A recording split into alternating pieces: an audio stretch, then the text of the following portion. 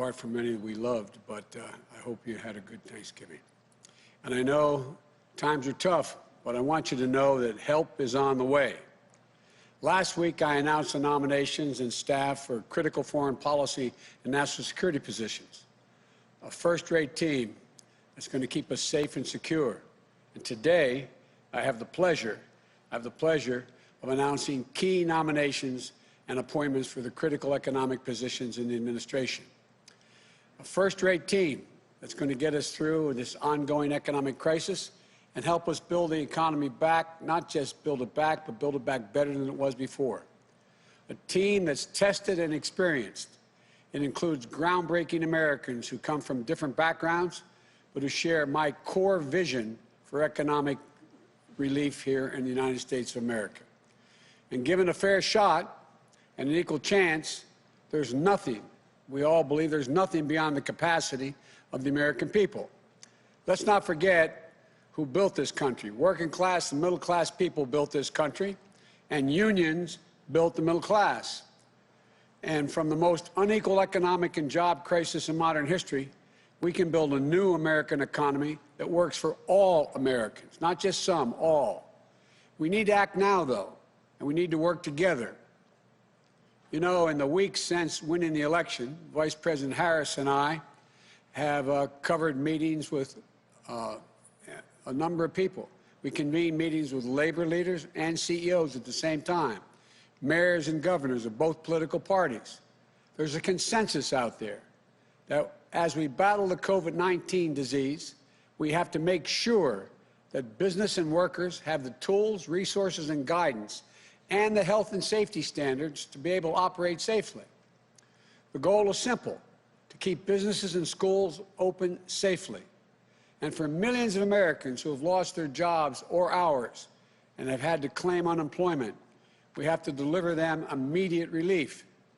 That includes affordable health care for millions of people who have lost it and are in danger of losing it, child care, sick leave, family leave, so workers don't have to choose between work and family, relief from rent and student loans. We need to support small businesses and entrepreneurs who form the backbone of the communities that we live in, that are teetering on the edge. You know, there's an urgent need to fund state and cities so the frontline workers on those jobs can stay in the jobs. You know, the founders are pretty smart. I could have gotten this lesson from the future Secretary of the Treasury. You know, there's a reason why all the states and localities have to have a balanced budget, but we're allowed federally to run a deficit in order to deal with crises and emergencies that we have in the past. And we have to keep vital public services running. We have to give aid to local and state governments to make sure they can have law enforcement officers, firefighters, educators, as we did in the Recovery Act of 2009. And right now, the full Congress should come together and pass a robust package for relief to address these urgent needs. But any package passed in a lame duck session is likely to be, at best, just a start. My transition team is already working on what I'll put forward in the next Congress to address the multiple crises we're facing, especially our economic and COVID crises.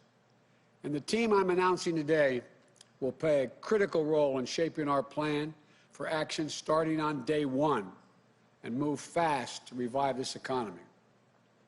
They're going to help me help the country lay out my Build Back Better plan, a plan that an independent analysis from Moody's, a well-respected Wall Street firm, projected would create 18.6 million jobs. It's based on a simple proposition: reward hard work in America, not wealth. It's time to invest in infrastructure, clean energy, climate change, manufacturing, and so much more that will create millions of good-paying jobs. And it's time we address the structural inequities in our economy that this pandemic has laid bare. Economists call this current economy in recovery K-shaped. Well, like the two lines coming off of a K, some people are seeing their prospects soar upward, while others are watching their economic prospects drop sharply. For those at the top, jobs have come back and their wealth is rising. For example, luxury home sales are up over 40% compared to last year. But for those in the middle and the bottom, it's a downward slide. They're left figuring out how to pay the bills and put food on the table. Almost 1 in every 6 renters was behind in rent payments as of October. Let me be clear. With this team and others, we'll add in the weeks ahead that we're going to create a recovery for everybody, for all. We're going to get this economy moving again. We're going to create jobs, raise incomes, reduce drug prices, advance racial equity across the economy, and restore the backbone of this country, the middle class. Our message to everybody struggling right now is this: help is on the way. My dad, you've heard me say this before, when he lost his job in Scranton when I was a kid, and we eventually moved the family not far from here, Claymont, Delaware, just in the outskirts of Wilmington. He used to say, Joey, a job is about a lot more than a paycheck. It's about your dignity. It's about respect, your place in the community. It's about being able to look your kid in the eye and say, honey, it's going to be okay, and mean it. He also used to say, Joey, I don't expect the government to solve my problems, but I do expect them to understand my problems. This team understands. For Secretary of Treasury, I am really pleased to be able to nominate Janet Yellen. No one is better prepared to deal with these crises. I wish it weren't as much of a crisis, future Secretary. But she'll be the first Treasury Secretary who is also Chair of the Federal Reserve, Vice Chair of the Federal Reserve, and Chair of the President's Council of Economic Advisors. Janet is one of the most important economic thinkers of our time. She has spent her career focused on employment and the dignity of work, which is really important to me and to all of us. She understands what it means to people and their communities when they have good, decent jobs. Respect across, being looked at by their neighbors and being respected, it matters a lot to them. And respected across party lines and around the world by Main Street and Wall Street. An educator, a mentor, above all, the daughter of a working class from a working class Brooklyn neighborhood who never forgot where she came from. Her husband, George, is pretty good, too. He's won a Nobel Prize, but he's the one that married up. Janet will be the first woman to hold this office. We might have to ask Lin-Manuel Miranda, who wrote the musical about the first Secretary of Treasury, Hamilton, to write another musical about the first woman Secretary of the Treasury, Yellen. So that's what I'm working on right now, Janet. For Director of Office of Managing the Budget, I nominate Neera Tanden. You know, I've known Neera a long time, a brilliant policy mind with critical practical experience across government. She was raised by a single mom on food stamps, an immigrant from India who struggled, worked hard, and did everything she could for her daughter to live out the American dream. And Neera did just that. She understands the struggles that millions of Americans are facing, and she'll be the first woman of color from South Asia, and I think that to lead OMB. We also have another one of those women as Vice President of the United States of America. And so, look, all being very serious. She'll be in charge of laying out the budget that will help us control the virus and deal with the economic crisis and build back better. But above all, she believes what I believe. A budget should reflect our values. Again, quoting my dad, for real, my dad's people would say, Joe, let me tell you what I value. And he'd look at them, he's a high school educated guy, very well read. And he'd look at me and say, don't tell me what you value, show me your budget, I'll tell you what you value. That's what you're going to do for us. As Deputy Secretary of Treasury, I nominate Wally Adierno. Wally is, you know, Wally, I don't know. I tell you what, Senator Warren really likes you. She highly recommended you, but I wasn't sure she worried I stole you as well. But thank you for being willing to do this, Wally. A skilled leader and thinker on issues ranging from macroeconomics to consumer protection. and from national security and international affairs. I've worked with Wally during the Great Recession. That was my excuse to the senators, saying that's why I wanted to steal you. And I saw him tackle one big job after another.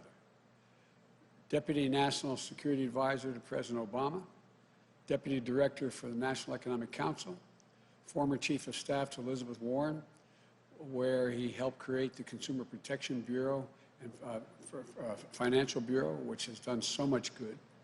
It's designed to protect consumers and working people from unfair, deceptive, and abusive financial practices. And now Wally will be the first African-American ever to hold this post and the highest-ranking African-American in the Treasury Department's history. An immigrant from Nigeria, the son of a nurse and an elementary school principal, Wally understands everything we do is basically for the people, for families, hard-working people, to understand their struggles and most of all their dreams, and he understands both. And I want to thank you, Wally, for being willing to do this.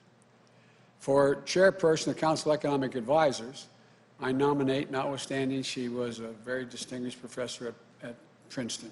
I joke, my children who went to Penn used to always kid about, but Cecilia C.C. Rouse, one of the most distinguished economists in the country, an expert on labor economics and race, poverty, and education, dean of the Princeton School of Public and International Affairs, a member of the Council of Economic Advisors to President Obama, an advisor to President Clinton at the National Economic Council. More than that, she's a proud daughter whose mom, a school psychologist, encouraged her to pursue economics, and her dad, one of the country's first African-American astrophysicists who dared her to dream. She's done both. If confirmed, Cece will be the fourth woman to lead the Council of National Economic Advisors and the first African-American ever to hold that post. And as CEA chair, she'll serve as a member of my cabinet as well. As a member of the Council of Economic Advisors, we also appoint Jared Bernstein, an old friend who's been with me a long time, a brilliant thinker, a quick wit, with a heart as big as his head, and a heart he got from his mom, an educator who raised him correctly. A social worker turned economist, Jared is one of my closest economic advisors and friend. He served as my chief economist during the vice presidency. He was there in that foxhole during the Great Recession, with the economy on the brink and our country on our back. I couldn't think of anyone else who I'd want to be at my side to face the challenges ahead. Jared will be one of the leading voices of my administration on economic policy. I can always count on him to deliver straight from the shoulder, as his hero FDR used to say, straight from the shoulder. The one thing I can assure you is working people will always have a voice with Jared in this council. As a member of the Council of Economic Advisors, I appoint Heather Bousai. Heather, thank you for all the help you had in the transition team and getting me here. She's one of the foremost economists working to make sure we build an economy that works for all Americans. The daughter of a union family, it's no wonder she believes so deeply in the idea that leave no one out, leave no one behind in this economy. During the campaign, I relied on our council on addressing structural inequities within the economy. And I'll do so again as president because that's one of the central issues of our time. To this team, thank you for accepting the call to serve again. To your families and thank them for their sacrifices because it's real sacrifice. We could not do this without you. And to the American people, this team will always be there for you and your families. This is family-oriented team. We got to make sure ordinary people get a chance to do well because they've never, when given a chance, they've never, ever, ever, ever let the country down. 11 years ago, President Obama and I entered office during the Great Recession and implemented the Recovery Act that saved us from a Great Depression. I didn't see the map of America at the time, nor did he, in terms of blue states and red states. We only saw the United States of America. We worked with everyone, for everyone, and we recovered and rebuilt together as one nation. Vice President Harris and I will do that all over again with an outstanding team. They're ready on day one. And to the United States Senate, I hope these outstanding nominees will receive a prompt hearing and that we will be able to work across the aisle in good faith and move forward as one country. So let's begin the work to heal, to unite, to rebuild an economy for all Americans. They deserve and expect nothing less. Thank you. May God bless you, and may God protect our troops. I now turn this over to the new team, starting with our next Secretary of Treasury, Janet Yellen. Again, Janet, thanks for accepting. Appreciate it. I think they're going to clean this off for us here.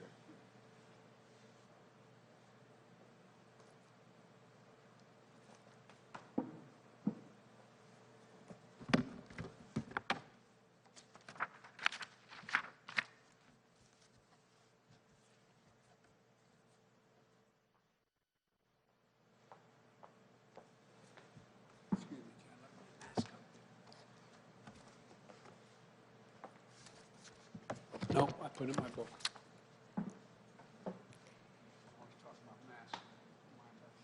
Thank you, Mr. President-elect and Madam Vice President-elect.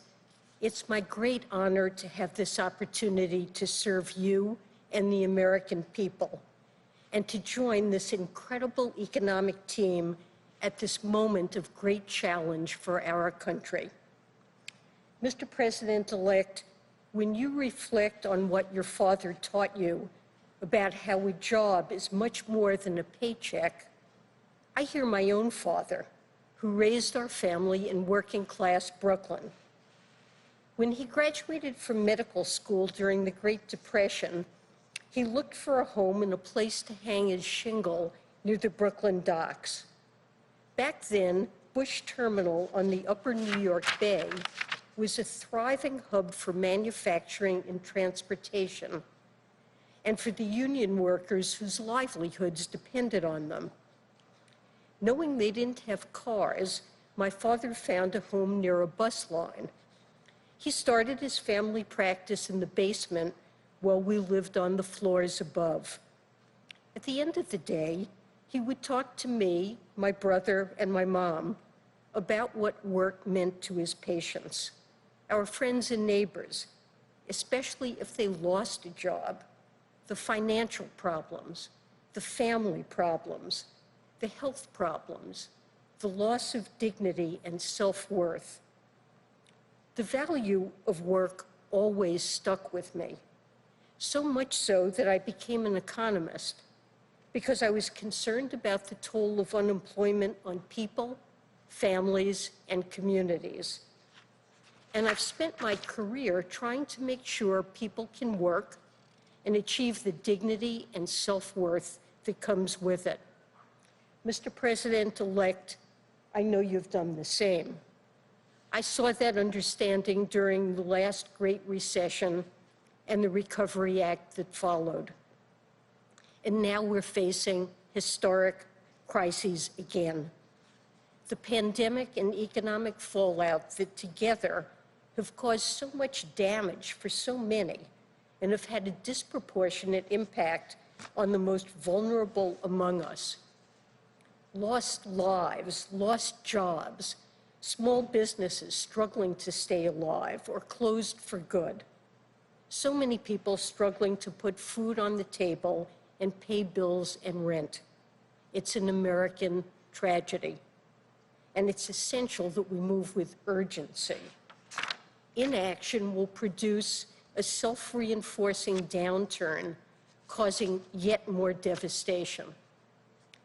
And we risk missing the obligation to address deeper structural problems, inequality, stagnant wages, especially for workers who lack a college education.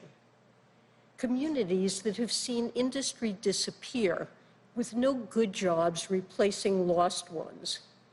Racial disparities in pay, job opportunities, housing, food security, and small business lending that deny wealth building to communities of color. Gender disparities that keep women out of the workforce and keep our economy from running at full force. It's a convergence of tragedies that is not only economically unsustainable, but one that betrays our commitment to giving every American an equal chance to get ahead. But I know this team will never give up that commitment.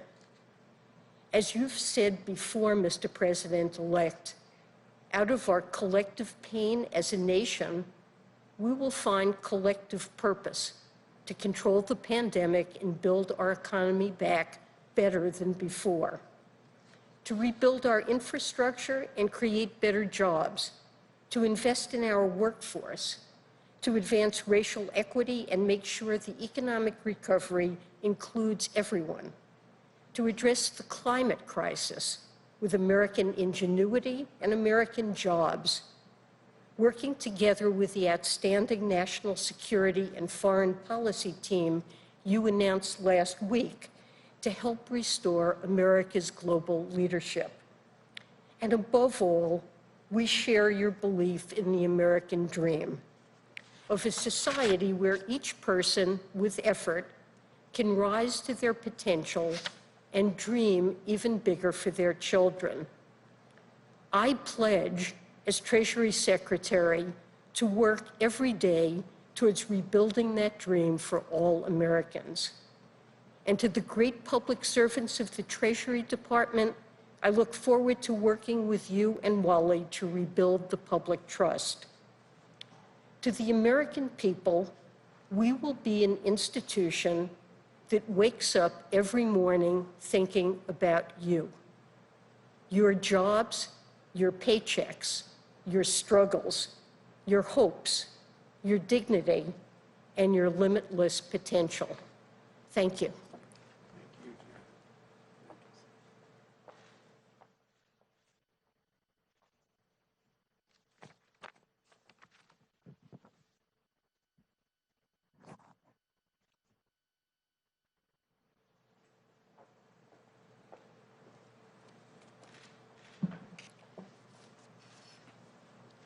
Mr. President-elect, Madam Vice President-elect, I'm humbled and honored by the trust you've placed in me to work with this talented team on behalf of the American people. I'm especially proud to work alongside leaders who understand that budgets are not abstractions. They are a reflection of our values. They touch our lives in profound ways, and sometimes they make all the difference. Like the Vice President-elect's mother, Kamala, my mother, Maya, was born in India. Like so many millions across every generation, she came to America to pursue a better life. I was raised in a suburb of Boston, a middle-class kid. But when I was 5, my parents got divorced, and my mom was left on her own with 2 young children and without a job. She faced a choice: return to India, where at a time divorce was stigmatized and the opportunities for her and her children would be limited, or keep fighting for her American dream. She stayed, and America came through for her when times were tough. We relied on food stamps to eat. We relied on Section 8 housing vouchers to pay the rent. We relied on the social safety net to get back on our feet. This country gave her a fair shot to reach the middle class, and she made it work. She got a job as a travel agent, and before long, she was able to buy us our own home in Bedford, Massachusetts, and eventually see her children off to college and beyond. I'm here today thanks to my mother's grit, but also thanks to a country that had faith in us, that invested in her humanity and in our dreams. I'm here today because of social programs, because of budgetary choices, because of a government that saw my mother's dignity and gave her a chance. Now it is my profound honor to help shape those budgets and programs to keep lifting Americans up, to pull families back from the brink, to give everybody the fair chance my mom got, and that every single person deserves. That's the America Maya and Shyamalan were drawn to. The America the President-elect and Vice President-elect are ready to grow. I believe so strongly that our government is meant to serve all the American people, Republicans, Democrats, and independents alike, all of whom deserve to know their government has their back. I look forward to working together alongside the dedicated career professionals of the OMB to expand possibilities for every American family. And I want to thank my own wonderful family, my husband, Ben, without whose love and support I would simply not be here, and our children, Alina and Jaden. Thank you all for this profound opportunity to serve.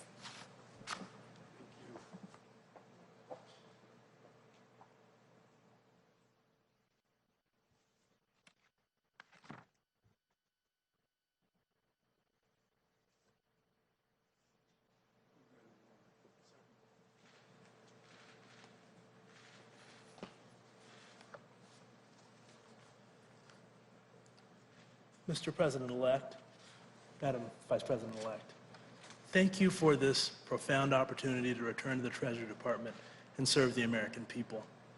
I know firsthand the President-elect's capacity to lift our country out of hard times because I had the privilege of working with him to help Americans recover from the Great Recession. In California's Inland Empire, where I'd grown up in a working-class neighborhood, the Great Recession hit us hard. We were one of the foreclosure capitals in the United States. The pain of this was real for me. It wasn't just numbers in a report or stories on the nightly news, but neighbors and friends who lost everything. I was proud of the work I got to do at the Consumer Financial Protection Bureau, protecting American consumers, and at the Treasury Department, helping to grow the U.S. economy.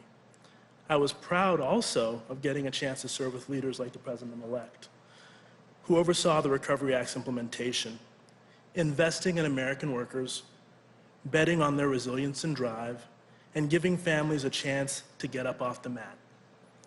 I believe that's what public service is all about at its best.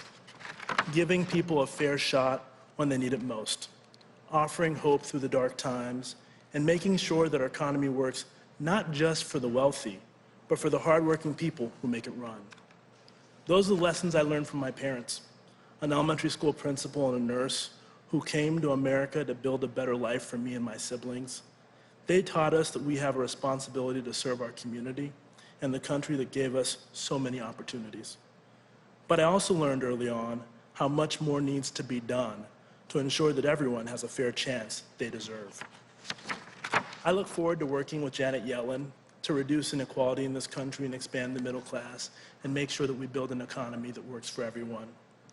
And as we build back better, we must also remain laser focused on the Treasury Department's critical role protecting our national security. This includes using our sanctions regime to hold bad actors accountable, dismantling the financial networks of terrorist organizations and others who seek to do us harm, and ensuring our foreign investment policy protects America's national security interest.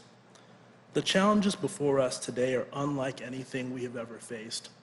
But I know that what the President-elect so often reminds us of is true. The American people can do anything when given a chance. And I'm honored to be a part of this talented team and to work with them and all the American people to build an economy that gives everyone that chance and turns our nation once again from crisis to hope. Thank you.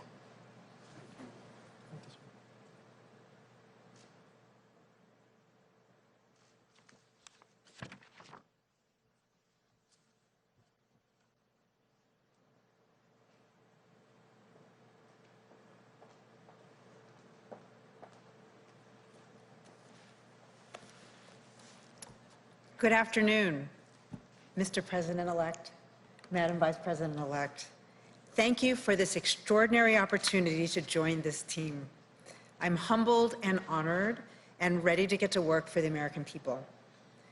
To be perfectly honest, until recently, I did not anticipate I would return to public service.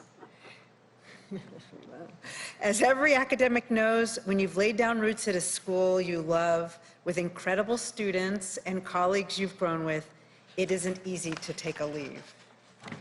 It requires a rare combination of urgency and opportunity to pull you away.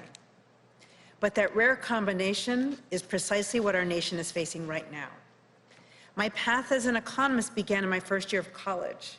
My mother, the school psychologist, encouraged me to take a course in economics. And it happened to coincide with what at the time was one of the worst spikes in unemployment since the Great Depression. It was impossible for me to separate what we were learning in the classroom from what I know was going on in towns across the country. And so I found myself drawn to the study of the labor market in all of its dimensions. The reasons that jobs disappear, the impact of education on people's job prospects, and the ways we can tear down barriers to job growth and make it easier for people to find long-lasting economic security. Today, nearly 40 years later, we are once again living through one of the worst job crises since the Great Depression. Millions of families have had their lives turned upside down. The safety net has frayed, leaving vulnerable Americans to slip through into hardship and hopelessness. And importantly, structural inequities that have always existed in our economy are being exacerbated like never before. This is a moment of urgency and opportunity, unlike any we've faced in modern times. The urgency of ending a devastating crisis and the opportunity to build a better economy in its wake. An economy that works for everyone, brings fulfilling job opportunities, and leaves no one to fall through the cracks. I look forward to working with the President-elect and Vice President-elect and this amazing entire economic team to address that urgency and seize that opportunity and make our economic system work better for every American. Thank you.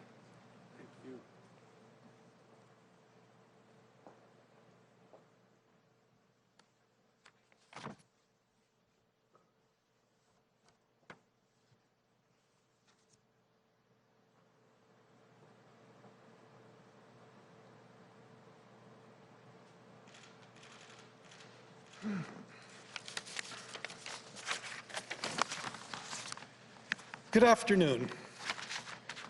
I'm hard-pressed to find the words to express my gratitude to the President-elect and Vice President-elect for the chance to be here today. In thinking about the path that brought me here, a good place to start is 12 years ago, almost to the day, when I met with then Vice President-elect Biden at his home not far from here.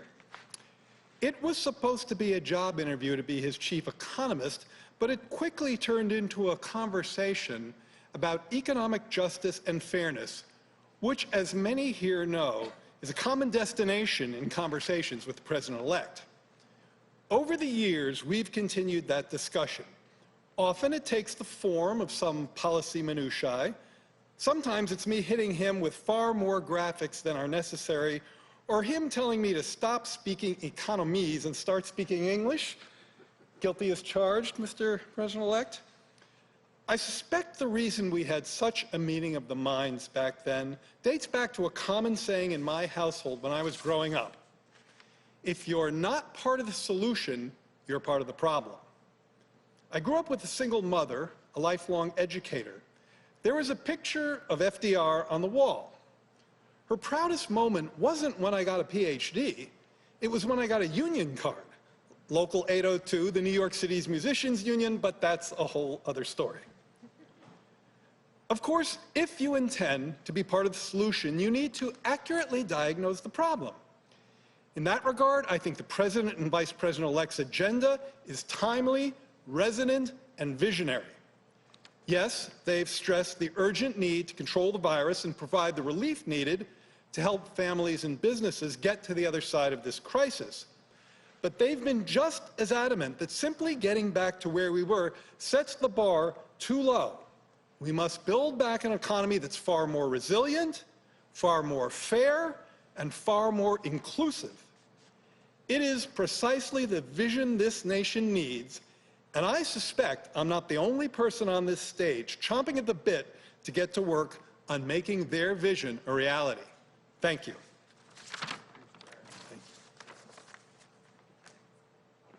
Oh, yeah.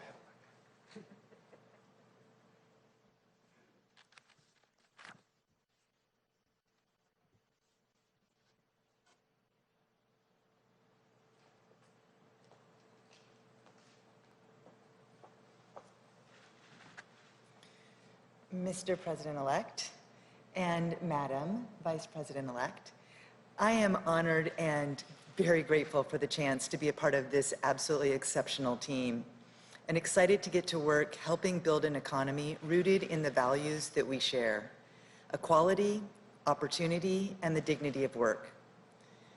It's no accident that I've focused my career on instilling those values in our economy, developing policies that help our nation grow stronger by growing more equitably. Like the President-elect and the Vice President-elect, those values were instilled in me at a young age. In the late 1970s, my dad got a job at Boeing. And if you grew up in Seattle like I did, you know what that means. A lot more than a paycheck, as Janet referenced, and as the President so often reminds us. And for our family, my dad's job at Boeing meant security. It meant union benefits, a place in the neighborhood, a place in the middle class. But when the recession hit in the early 1980s, one by one, the pink slips arrived for every family in our cul-de-sac. Every kid at my bus stop had a parent who was laid off. Our entire community saw its future dimmed, and one by one, it was my turn. So the first time I truly experienced this thing called the economy, it was my parents sitting down and explaining that things were going to be tougher for a while because my dad was on layoff. Too many kids in America experience the economy through those kinds of difficult conversations, or far worse. I was struck by the profound power this mysterious force held over my life, my friends, and my community. And I wondered if that power couldn't also be wielded to create happier conversations and fuller lives. I've dedicated my career to figuring out how we can grow and sustain the middle class and uproot the gender barriers and racial barriers that leave too many Americans outside the dream looking in. Through the organization I co-founded, I've pursued solutions to reverse the dangerous march of inequality and bring us back to the core value of broadly shared success. That's the same value I see at the heart of the Build Back Better plan, and why I'm so excited and honored to help this team bring not just good jobs, but the good lives and peace of mind that comes with them to every American community. Thank you.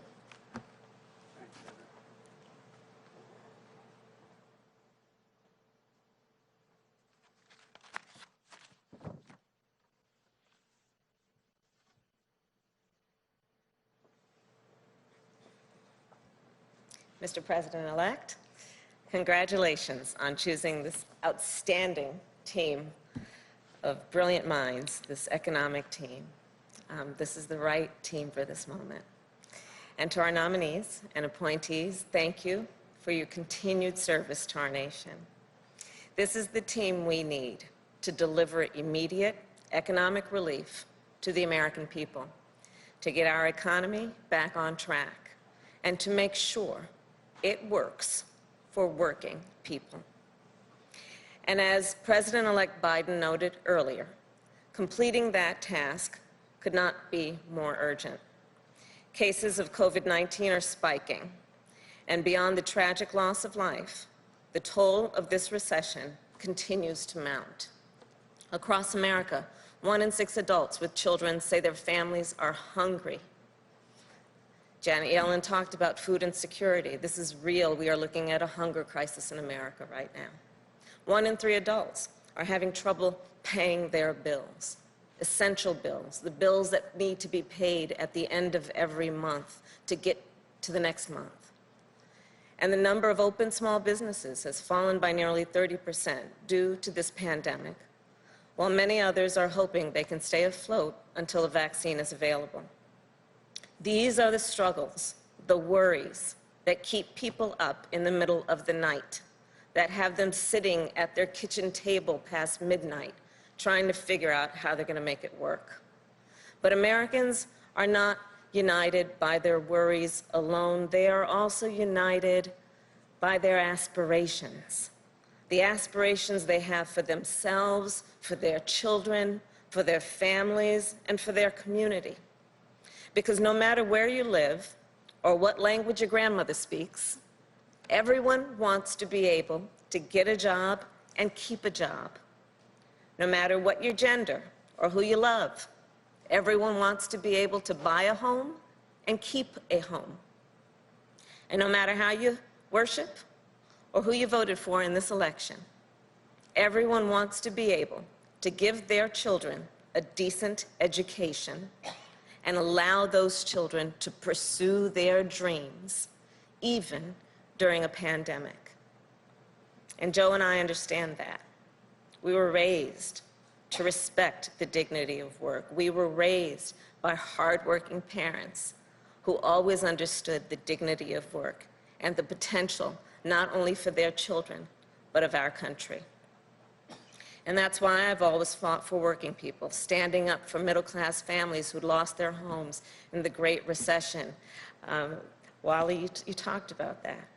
Families in California were devastated, but they were able to rely on their government and the leaders, as Joe always talks about, who needed to see their condition and speak to that condition. And that's the work that needs to happen now. And I look forward to collaborating with this extraordinary team to put working people front and center in our administration. These public servants are some of America's most brilliant minds. They are proven leaders whose talents, achievements, and life stories, their life stories reflect the stories of the American people, and their stories reflect the very best of our country. And they not only have the experience, the expertise, and what is necessary to help end this economic crisis, but also what is necessary to put people back to work. And they also share in our commitment to building an economy, an America, where everyone has access to a higher minimum wage and affordable health care, paid family leave and paid sick leave, home ownership, and capital to start a small business. An America where opportunity is within reach for everyone, for all the people. So we've got a lot of work to do to build that America, and as Joe always says, to build back better. And President-elect Biden and I, together with this economic team, will be ready to hit the ground running on day one, because that is what this crisis demands, and that is what the American people deserve. Thank you.